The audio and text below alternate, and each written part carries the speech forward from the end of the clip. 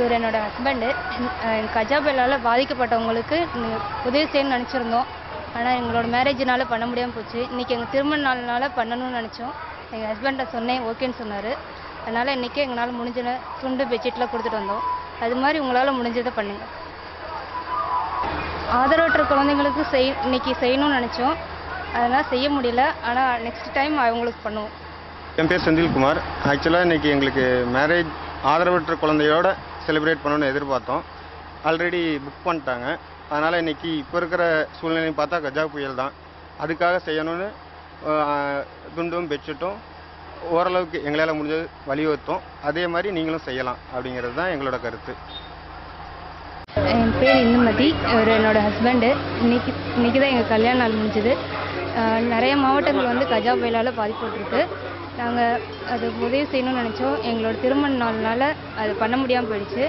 எனக்கு இன்றைக்கி பண்ணணும்னு ஆசை. அது எங்கள் கணவர்கிட்ட சொன்னேன், அவர் சரின்னு சொன்னார். அதனால் எங்கள் திருமண நாள் அன்றைக்கே செய்யணும்னு செஞ்சோம். எங்களால் முடிஞ்ச உதவியை நாங்கள் செஞ்சுருக்கோம். அது மாதிரி உங்களால் முடிஞ்ச உதவியை கஜா புயலால் பாதிக்கப்பட்டவங்களுக்கு செய்யும். என்னோடய பேர் செந்தில்குமாருங்க. எங்கள் ஒய்ஃப் இந்துமதி. ஆக்சுவலாக இன்றைக்கி ஆதரவற்ற குழந்தைங்களை வச்சு மேரேஜ் பண்ணலான்னு எதிர்பார்த்தோம்.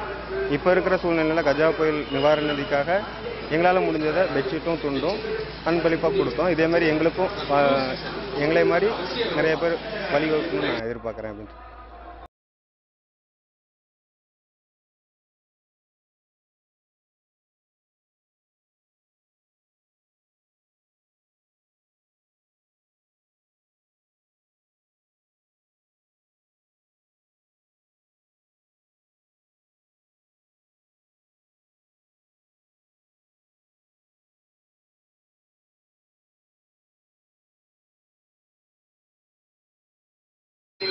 உங்களால் இயன்ற பொருட்களை வாங்கியோ அல்லது பொருட்களுக்கு